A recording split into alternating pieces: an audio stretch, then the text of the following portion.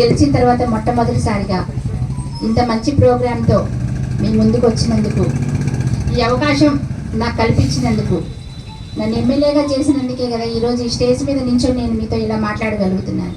ఈ అవకాశం కల్పించడంలో ముఖ్య పాత్ర పోషించిన నా సోదరీమణులందరికీ కూడా శిరస్సు వంచి పేరు పేరు నా కృతజ్ఞతలు తెలియజేసుకుంటున్నాను. ఈరోజు కాంగ్రెస్ పార్టీ ఏదైతే మనం మేనిఫెస్టోలో ప్రకటించారో ఎన్నికల సమయంలో 6 గ్యారెంటీలు మన సోనియా గాంధీ గారు ప్రకటించడం జరిగింది. మన రేవంత్ రెడ్డి గారు 6 గ్యారెంటీలను కూడా 100 రోజుల్లో లోపలే అమలు చేస్తామని మనకందరికీ అప్పుడు చెప్పడం జరిగింది, వాగ్దానం చేయడం జరిగింది. అది నెరవేర్చడంలో భాగంగా మీరందరూ కూడా నమ్మారు, కాంగ్రెస్ వస్తే మా బతుకులు బాగుపడతాయి, నిజమైన బంగారు తెలంగాణ వస్తుంది, మా పిల్లల భవిష్యత్తు బాగుంటుంది, మేము బాగుంటామని నమ్మడం వల్లే అందరినీ కూడా అఖండ మెజార్టీతో గెలిపించి మన కాంగ్రెస్ ప్రభుత్వం ఏర్పాటు చేయడంలో మీరందరూ ఎంతో సహకరించారు. మరి మీకు మేము చేసిన వాగ్దానాలన్నీ నెరవేర్చాల్సిన అవసరం ఎంతో ఉంది కనుక మన ప్రభుత్వం ఏర్పడిన 48 గంటల లోపలే 2 పథకాలు ప్రవేశపెట్టడం జరిగింది.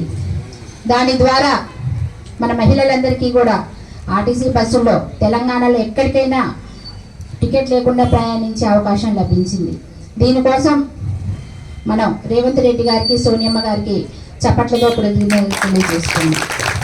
అలాగే 2వ పథకం కింద రాజీవ్ ఆరోగ్యశ్రీ మనం ప్రవేశపెట్టింది కాంగ్రెస్ హయాంలోనే మన దివంగత నేత డాక్టర్ వైఎస్ రాజశేఖర రెడ్డి గారు. ఆయన చలువ వల్ల కొన్ని లక్షల మంది ప్రాణాలు ఉభయ తెలుగు రాష్ట్రాల్లో కాపాడబడ్డాయి. అవునా కాదా? ఎంతమంది ఆరోగ్యశ్రీ కింద మనం చికిత్స చేయించుకున్నాం. మన ఇంట్లో ఉండొచ్చు, పక్కింట్లో ఉండొచ్చు, మన ఊళ్ళో ఎన్నో వేల మంది కాపాడబడ్డారు. అందువల్ల ఆయనని ఎంతో మనం జీవితాంతం గుర్తుంచుకోవాల్సిన అవసరం ఉంది. ఆయన కూడా మనం కృతజ్ఞతలు తెలియజేసుకోవాలి. అదేవిధంగా ఇప్పుడు పెరిగిన ఖర్చుల నేపథ్యంలో అవి డబ్బులు సరిపోవట్లేదని గమనించి మనం 10 లక్షలు పెంచడం జరిగింది రేవంత్ రెడ్డి గారు. కనుక ఆయనకు మరి ఒకసారి కృతజ్ఞతలు తెలియజేస్తున్నాం.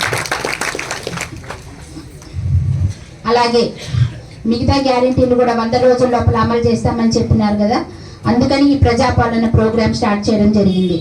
ప్రజాపాలన అంటే మీ అందరికీ తెలుసు, మనకి ప్రజల యొద్దకి అధికారులు వచ్చి మన విన్నపాలు స్వీకరించి మనకి ఏమేమి అవసరాలు ఉన్నాయో గుర్తించి వాటిని తీర్చే దిశగా అధికార యంత్రాంగం అంతా మన ఇంటి ముందుకు వచ్చారు.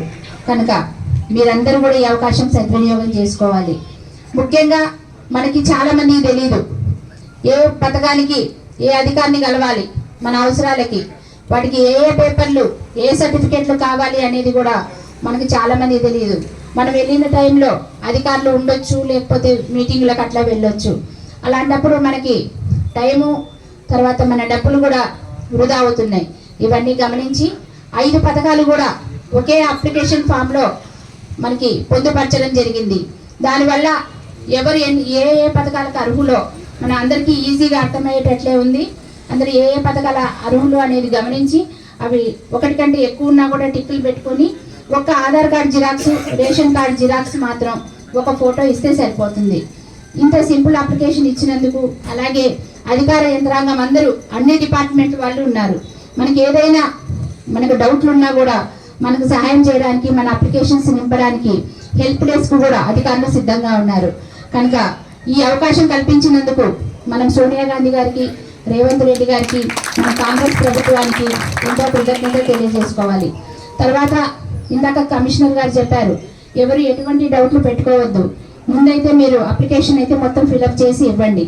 తర్వాత మనకు విధి విధానాలు వచ్చిన తర్వాత అప్పుడు మళ్ళీ సర్వేలు చేసి ఖచ్చితంగా ఎవరైతే అర్హులో వాళ్ళకందరికీ కూడా పథకాలు వస్తాయి.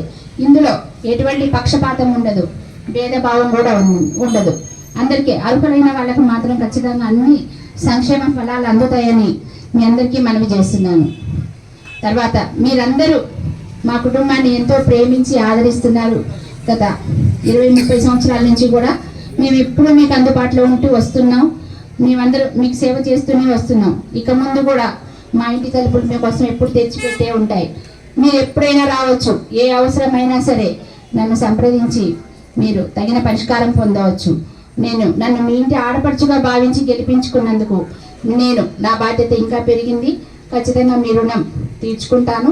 మీరు ఏ సమస్య ఎదురైనా కూడా ఇంత ముందులాగే నిరభ్యంతరంగా రావచ్చని మీ అందరికీ మనవి చేస్తూ, అందరికీ మరి ఒకసారి నూతన సంవత్సర శుభాకాంక్షలు తెలియజేస్తూ, గడిచిన సంవత్సరం ఎలాగైతే ఆయురారోగ్యాలతో ఉన్నామో ఇక ఈ నూతన సంవత్సరం కూడా అందరూ అలాగే క్షేమంగా ఉండాలి, అందరూ సుఖశాంతులతో ఉండాలని మనస్ఫూర్తిగా కోరుకుంటూ మీ